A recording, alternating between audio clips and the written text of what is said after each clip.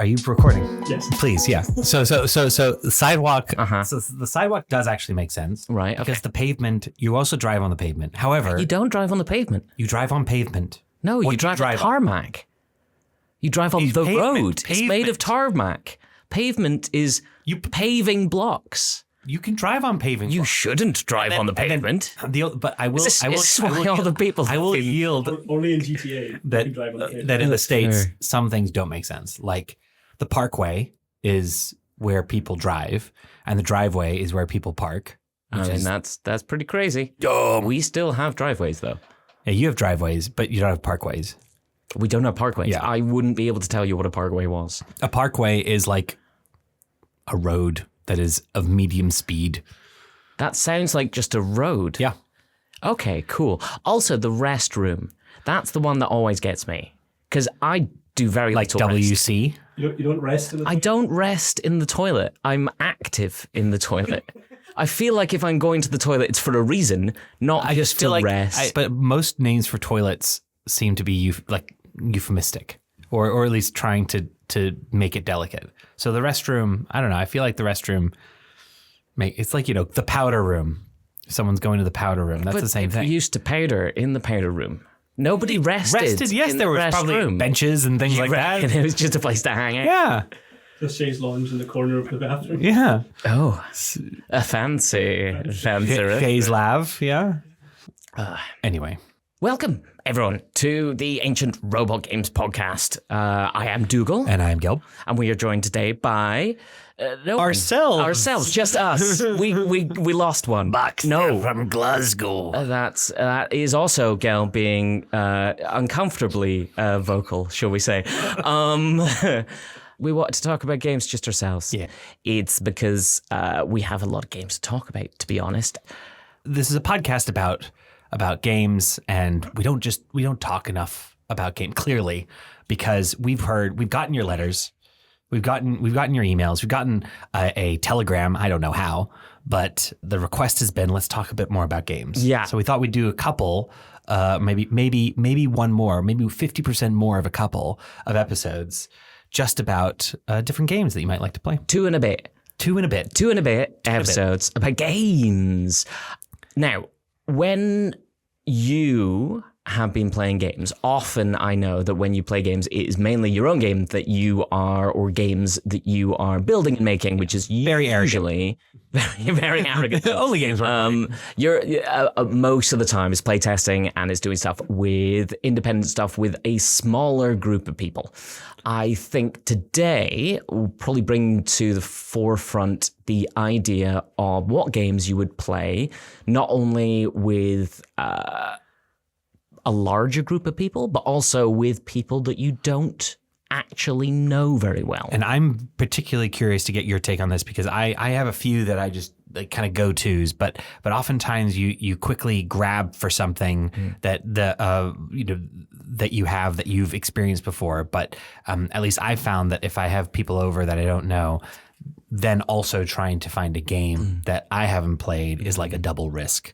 And so getting your take on some that we should look into would be pretty valuable. It's that thing of whenever you have a new game that you want to play with people, you do have the risk of you don't really know it yourself. It might be rubbish. Also, it's reading through those rules and trying to get stuff up and running, which often delays stuff, and people will kind of phase out. I don't read rules.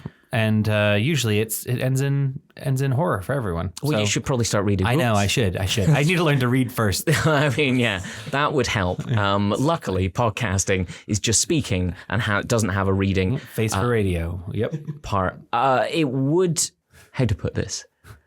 You should learn how to read. No. So to start off, I guess maybe it would be helpful. I can tell you what I do. Cool. When people come over. In terms of some games, but then I'd love for like your encyclopedic knowledge to like be put to the test and bring in a whole bunch of other ones, and especially ones that maybe you have experience with, seeing it as someone who has to suggest games to people coming into the shop. They might not know what to play, or they might not, there's a simultaneous, yes, this is really relatively quick to play and quick to learn. It's also quick to get buy-in from the people around. I could imagine if we have several games on the shelf and someone's like, oh yeah, let's play a game, and then quickly just going through and trying to describe them and make them actually interesting. That's a challenging thing to do, and I think you're not terrible at it. Well, thank you. I'll take that. Okay, cool. So stuff I would always bring forward to people. When you go, hey, does anyone want to play a game? And there's lots of people who don't often play games or you don't know them very well. It's always good to start with something that is light, easy to understand so that people can get straight into that game. So I usually pull for something like Anomia, which is a game that is very, very simple to learn how to play because you can pull them out, show a couple cards, and then people seem to get it. Mm-hmm. You have cards that have words and then also a symbol. Multiple cards will have the same symbol, and you draw cards. And if you draw a card and the next person draws a card and it's the same symbol, you have to say a thing that is on their card before they say a thing that is on your card. So for example, if my card had mountain on it and your card had cereal, I'd have to say the name of a cereal before you said the name of a mountain, and then the winner gets that card, and then you track points that way. And what's really cool is that sometimes because you're just putting cards on top of each other, at a certain point you might get people, someone wins a point and then it reveals other cards that were down that now suddenly are the same symbol. Mm-hmm. And so you end up with these cool little strings of having to look at everything at the same time. It's quite fun. Mm. It is I don't know, it's not the same as like a tactile game. It's not tactile, but it does require you to be able to think quite like relatively quickly. And then the term Anomia is apparently for that, having the name on the tip of your tongue. That's what it means. So I do find that like usually sometimes if someone feels like they aren't as quick, they might get a little bit like frustrated, but it ends up being that someone, at least everybody always wins one. And so it feels like it's a relatively good gateway game for us. But like that's my go-to. And I imagine there are so many more. More interesting ones than Anomia. So like, Anomia is really, really good. It's great fun. I think it doesn't fall down. There's one bit which I think is a very important thing to think of when you are kind of playing with people for the first time or anything else like that, which is the amount of engagement per second, the EPS of a game, which is technical term. The technical term. Yeah. Copyright 2026. This is, yes, if you mention this, I'm going to take money off you. Exactly. This is a thing of you're getting people, they're coming around for dinner or whatever, you're pulling out this game, and then everyone has to be very focused on that for the next 10 minutes. It is not going to be something that you can have a drink and chat and, do other things around or talk to people about their day or anything else like that. So it is a very kind of heavy focus necessary for that game, which is great fun when you're having people who are in the mood for that. I always think that the way I tend to go for games with people I don't know is trying to judge where they're at in their kind of desire to learn rules and to engage in the thing that's happening at that point in time. I think a really good way to engage in that is a game, something like Herd Mentality. Herd Mentality is one of a group of party games done by a company called Big Potato, which I'm a big fan of because they work really well with no pre-knowledge as to how anything works. There's not even dice or anything else involved. You are asked a stupid question. For example, what's the biggest animal that you can lift up? And then you have to write down an answer. But your goal is not to write down your actual answer. Your goal is to be in the herd, so be in the majority. So if your answer matches the majority of other people, Family Feud type thing, you will get a point. If you're the only person to write a unique answer, you will get the pink squeezy cow of shame, which comes in the box, which is very handy. You don't have to source your own pink squeezy cow of shame. And not a problem for me. Right. I mean, yeah. But the less said about your side hustle, the better. It's okay. It's okay. You can still get points if you have that pink squeezy cow, but you cannot win the game if you get the prerequisite amount of 8 points for that. This always comes down to everyone writes down something and then you have a small 30-second argument saying there's no way you could lift up a sheep in real life. Have you seen a sheep in real life? And they're like, well, it's not about me. It's about what the herd said. And it's like, well, the herd said rabbit. You're an idiot.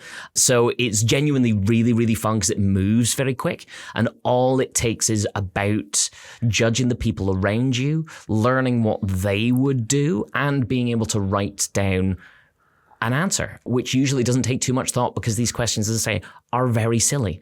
That is a great way to kind of learn about the people who you're around as well, which I think is just a massive benefit for moving on into other games as well. Herd mentality is one that I will always pull out with anyone. There is no prerequisite for being able to play that game, and it's always genuinely really, really fun. Moving on from that side of things would be there's another couple of sides to kind of big group party games, in my opinion, which is the sort of team-based game often gets put in there, which is something like Codenames or Wavelength. Codenames is played with a bunch of words that are out in a grid in front of you.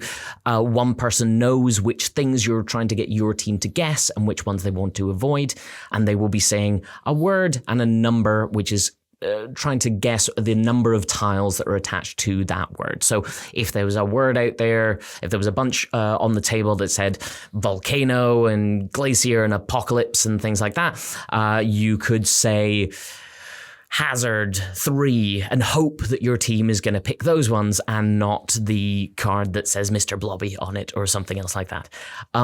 These are really, really good because they're very visual. You have the team element, which means that people can get involved not only on their turn with their group and try and discuss stuff between them, but also on the other team's turn and get involved in what's happening. So it means everyone is constantly engaged on what's happening on the board, which is really good. It's a slight step up because there is a bunch to kind of figure out, at least with that, and it does take a little bit of thinking time, and thinking time can often delay things if you're trying to get straight into it. The other one to go for would be Wavelength. In my opinion, possibly one of the greatest team easy games to get into. This is one with a big dial that is hidden from everyone, where basically one person will spin that dial, they will look at a point on the dial which they are trying to guess or get their team to guess a specific area on that. So if you imagine kind of like half of a clock and say the dial is at a 2 o'clock angle, you'll then pull a card which will point one way left and one way right, and one way will say ethical, one way will say unethical. And then you will cover up the dial so that your team doesn't know where it is, and they'll have a little sort of, what would you call barometer? that? Yeah, a little meter thing. A little pointy knob. That's really not a way I'd want to describe this. Yeah, a little dial to point towards one side or the other, and they will say anything. So maybe you say charities, or, you know, what the Red Cross do, or something like that. And then your team will discuss between them and try and move this dial to somewhere on this scale to try and figure out exactly where you were trying to get them. This, with something like ethical and unethical, goes one way. With stuff, we had a hilarious one. Not always. We had a hilarious one that a friend of mine, I don't know why he said this, but on one side it was underappreciated, and one side was overappreciated. And they said Michael Jackson. Ooh. And that was an interesting 10-minute conversation. Good. We were nowhere near where he wanted us to guess. But this can often be hilarious because you can say anything for it. We had another one which was everybody does it on one side, nobody does it on the other side. And we had someone say peeing in the shower. At which case the entire table turned on him and went, well, look at him. He definitely thinks that everybody pees in the shower. Look at and it was just a horrible character assassination of the guy, but it was incredibly entertaining learning what other people not only think themselves, but think about whoever has made up the thing that is there. It's genuinely really good fun. There are hundreds of cards with these things and more that you can just kind of randomly generate online, essentially, for this. And it's a great way for anyone to get into it, but it does have that prerequisite of splitting into 2 teams for that. In my view, my character is still unassailed. But anyway, moving on. Hey, nobody is judging except the hundreds of thousands of listeners to this podcast. So don't worry about it. Bill, wherever you are, we salute you. We salute you, Bill. How about like games that aren't like Dixit, for example? Yeah. I haven't played Dixit that many times, but like it's a game that feels a little bit like it is actually quite simple, but it does take a little bit of set, like a little bit of setup, Yeah. or something. I mean, on the other side of the coin, there's some games that are quite deceptively simple, but they actually take quite a bit to explain, like Trio. Sure. Trio, which I know is not for a large group of people, but Trio is a game that's interesting because it is very simple, but you probably explain it very, succinctly. But whenever someone is over, they haven't played it before, and we try and explain it to them, it is usually don't worry, this sounds complicated, but really isn't complicated. I think that phrase is used so commonly around the world, and unfortunately very wrongly. I think that game is used to trick people into playing 4-hour games that have a ridiculous amount of rules and things like that, going, no, you'll get it, you just have a thing. Galactica. It does happen. I think there are a lot of games that sit on that thing of once you do play, even the first turn, it's super straightforward. But yeah, explaining all the rules, that can take a bit. And people switch off when it comes to rules. A lot of people, particularly if they're not a big board gamer. Yeah. Can't stand them. You just hate people. I do. Yes, I do. Yeah, but rules. Oh, close second. Yeah, got you. Yeah, Trio, I think, is one of those ones where there's 3 of every number. They're numbered 1 to 12. You're trying to find 3 of a number, and then you have 1 trio.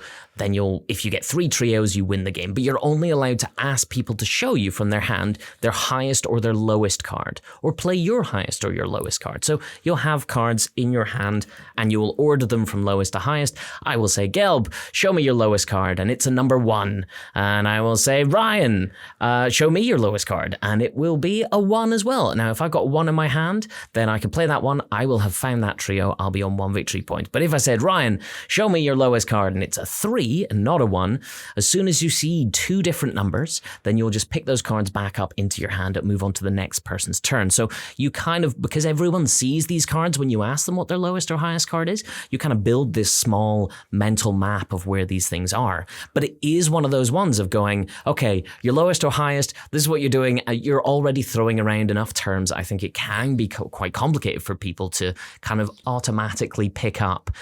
This is kind of why I think I go down that party game route, less focused on things as well like numbers. I think numbers often can get in the way because a lot of people's brains aren't math focused, or when the cards themselves are numbers, but it's not maths focused anyway, they will see numbers and go, oh no, I can't do this. I get confused. In the same way as things that are very verbose, I think it can be quite difficult for people. So my kind of go-to thing is for something, and just to clarify, when I say word games, tend to avoid trivia-based games. I think trivia is a really interesting one, and I think it's great for like pub quizzes and things like that, but when it comes to board games, it can often the prerequisite for it changes over time. And yes, you can exclude people. Not because you're not on purpose, but yeah, it's also music-based ones. A friend might not have been born in this country or wherever the music, and they just won't have any kind of knowledge of that. I played one the other day which asked me who won in 2018 Streamy Awards. And I had to show my age and go, what is the Streamy Awards? And also, how am I meant to know this thing? Peeing in the shower. It is the peeing in the shower awards. You would have known it if I focused on your win and your wonderful golden Oscar who is peeing in the shower. I'm so sorry. You know what you say? I didn't watch it. You know this. You say to the person who won the Streamy Awards, "Don't do it. You're in town." There's a joke there somewhere. I hope you didn't hear the giggle from in the background there. It did not deserve it. Yeah. I think trivia is really difficult. I realized that I think growing up playing Trivial Pursuit, my mum really enjoyed it. And I remember playing it when I was, 10 or something like that. And one of the questions being, who won in the skiing in the 1986 Winter Olympics? And realizing how limited trivia can be. It's a difficult thing. So I personally just try to avoid trivia things, but there are things that do something similar without the without the pre-knowledge before the game, which are things like, Articulate, I still think is a fantastic game that is about describing a word without saying a word. That's really it. And your team has to guess what that is. It's about the people you're around. And I think any game that focuses on the people you are with and your engagement with them is a fantastic way to do it. And I think Poetry for Neanderthals is one that has kind of stepped up from what Articulate was doing, which is, again, describing something without saying the word, but also not being allowed to say more than one syllable at a time. So if I said to you, hot wood near tent, Campfire, that's it. Banging. So we move on to the next one, which could be another thing. It becomes really difficult when you talk about anything, like if I was trying to say something Nuclear fission. river or ocean or liquid, it becomes really, really difficult. And also the box comes with an inflatable no stick for someone to be hit over the head with when they say more than one syllable, which adds a little bit more engagement and possible very harmless threat into such a game, which again keeps everyone engaged and is genuinely really, really entertaining, particularly the things that people's brains come up with. We had heart as one of the things, and someone said love bank. And it was just genuinely really charming, and all of us knew what it was, what they were talking about.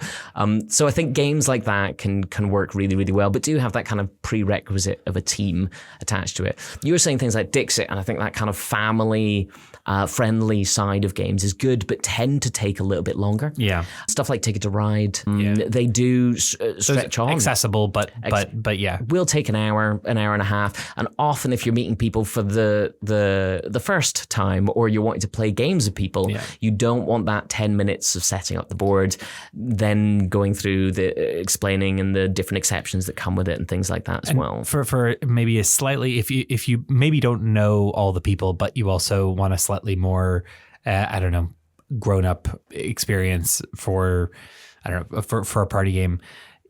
Everyone looks at stuff like Secret Hitler and Cards Against Humanity. Mm-hmm. Those are well known, but are there other ones that jump to mind that maybe are a little bit more grown up in terms of humor, but still accessible to people without being like trivia and things like that? Sure. I mean, I think that hits like the third big party game-esque thing, which is the Secret Roles game. This is things like Secret Hitler, like you're talking about, which I still think is actually probably the best of them, but partly because when you get your thing for your turn, it has the rules that you need to know written on the back, which is brilliant. Things like Werewolf, things like Mafia, which is having a new boxed version coming out this year. There's also a bunch of games by a company called Facade Games, whose games come in a lovely little book. Things like Tortuga and Salem. These are ones where secretly everyone will have a role, and you will either be the ones going with the group, Rat King, or the ones Rat King as well, which is coming out made by Dylan, which we have talked to before and is brilliant, by the way. But this is something where some are working against the group, some people are working for the group, but your job is to kind of work out who is on your team and how this is going to work and how you get to your victory condition. This all started with Werewolf, but in a board game form, really, it started with a game called The Resistance, which is all about putting things into a mission, choosing who is going on the mission with you, people voting as to whether or not those people should be allowed to go on the mission with you, and then putting in cards for it to either have successes or failures.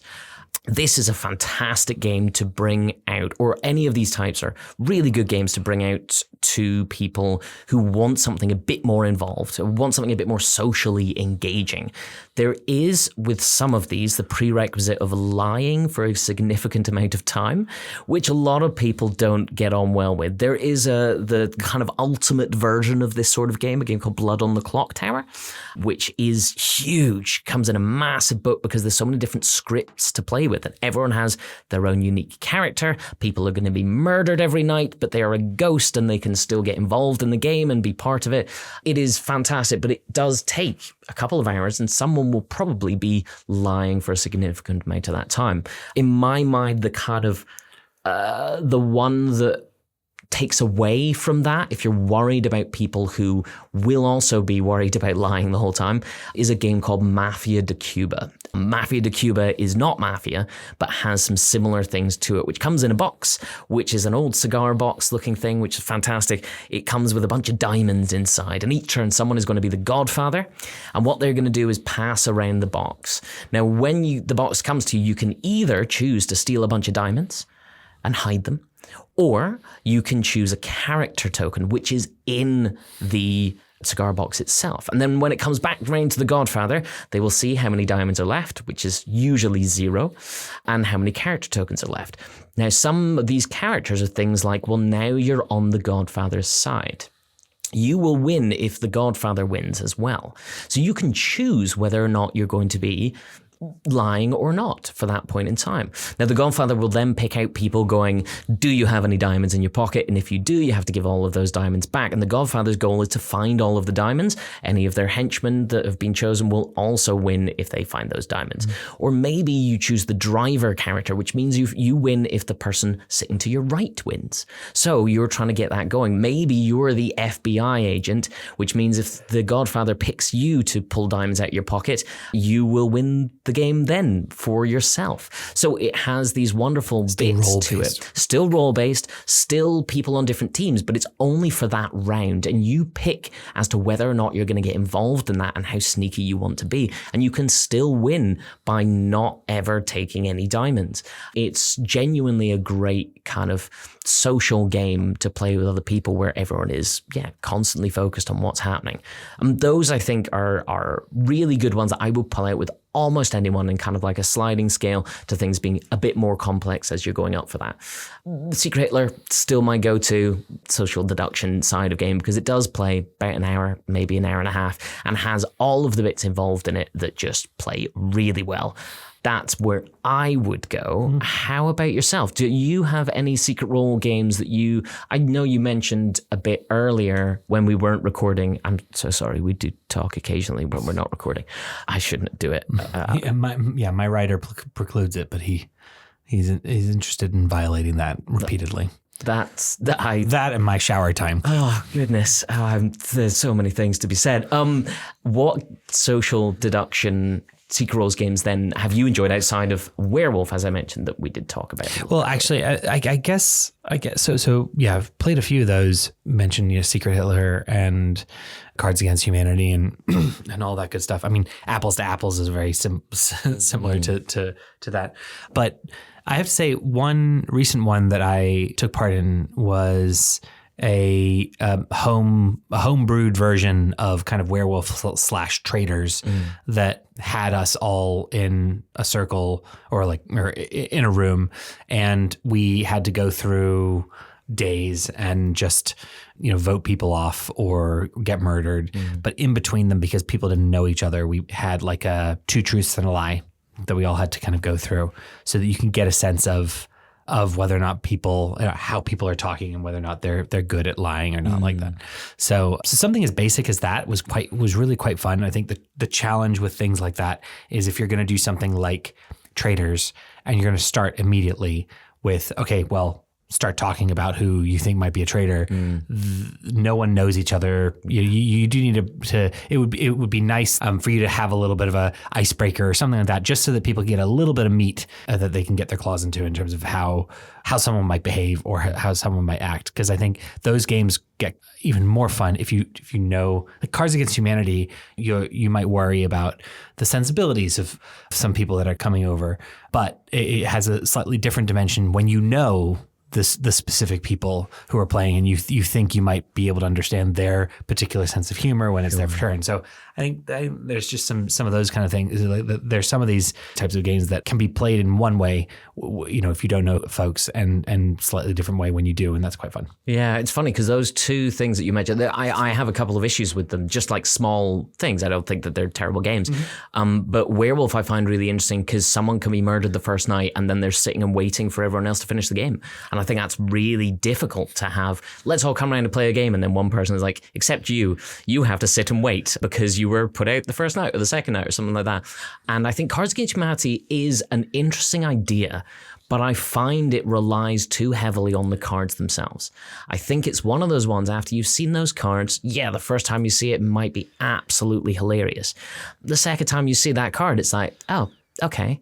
It's why I think they get so much for having so many expansion packs, because there's more things to see. Yeah. And I think that's where the humor comes from. It's why I prefer, there's a game called Monikers, which I've always thought was a kind of, felt like a much better version, even though it's not Cards Against Humanity, which is a game where you have a bunch of cards and they will be things like an Oompa Loompa, you know, something like that. And then first round, you'll be pulling out these cards and you'll be quickly describing them to your team, like Articulate or something. You'll be describing those. After you've gone through it, the next team does the same. You will then take all of those cards that you've just gone through, you will shuffle them up, and now your team might have cards that some of the cards at least that the other team had. And then someone will read those out. But this time, you are guessing the same things that you have just guessed previously, but the person reading them out is only allowed to say one word to describe it. So maybe you had got Oompa Loompa the first turn. Well, now we've got Oompa Loompa. What do I say in one word that's going to describe that? Oh, right, but you cannot say a word that is attached to the thing, so you'd have to say something. Wonka? Would that be enough? Would people remember as well? There's a bit of memory. And then the third round, you're not allowed using any words at all, so there's like a charades element almost to it. But again, you're running through the same ones, so it doesn't have this prerequisite of having to do anything except pay attention on the other team's turn as well, which again means everyone is still engaged. Really, really great for doing that. So yeah, big fan of Monikers. I think the other sort of game that I personally love, and I don't think it is for every group, and I think it is a risk bringing these into... Risk? You want to play? You want to? I don't want to play Risk. No, I'm okay. Gracious. Thank you very much. Risk is great, but not in a group with people who don't know each other. That is a dangerous prospect, and also takes all night. But the thing I was wanting to talk about was more word-based party games. There are a few really, really good ones out there. Like Bananagrams? Or like Bananagrams is great. Yeah, it works so well. The other one's Just One. Just One works fantastically in a big group where you're trying to... all of you know the word except the person who is trying to guess what it is. And all of you have to write down a word attached to that. So, for example, the word is clown. I write down juggling.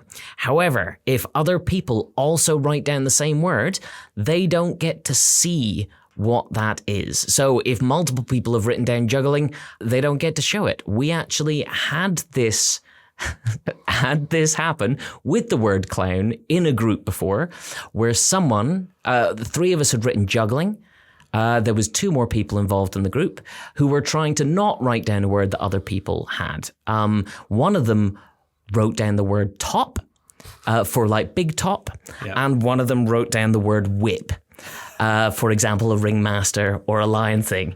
The person trying to guess the clown saw two words, which was whip and top, and did not guess clown, strangely enough. So it is genuinely really, really fun as long as everyone is involved in that kind of word-based thing. And on the cooperative side as well, similarly, I think a lot of these word games are cooperative. There are things like letter jam, where you don't get to see the letters, but you're trying to get clues as to what those letters are, and you're cooperatively working. So you more get of a letter preserve, really. It actually has a jam on the front cover of the thing. So that joke we're well aware of. It's very, very good. And Ransom Notes, of course, being the kind of classic, almost Cards Against Humanity that you build yourself, where you get a prompt for something, say something to the child in the airplane seat behind you who keeps kicking your chair. And then you have a bunch of these, like 70 of these fridge magnet style poetry words.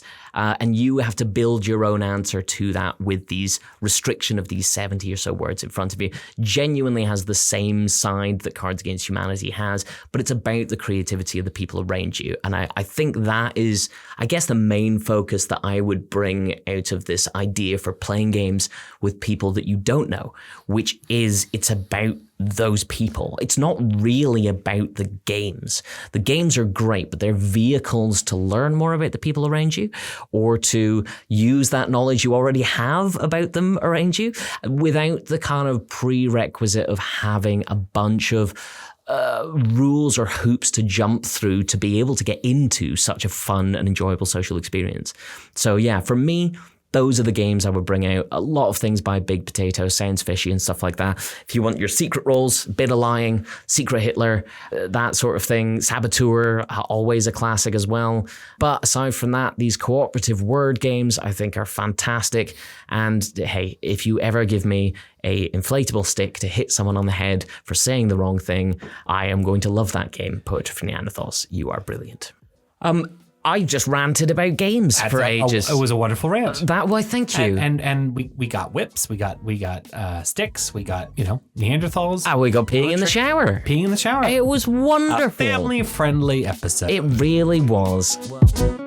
If you got any problems, you got any queries, if we didn't talk about your favorite game and you want us to, if you are having a date and you need help as to what to play on that date and where to play, I am totally up for that. Gelb is up for that. But if you already have someone else planned to go on the date with, please let us know your questions, queries, anything else you want to say at ancientrobotpod@gmail.com. Thank you for listening to the Ancient Robot Games podcast. As always, I have been Dougal. And I am Gelb.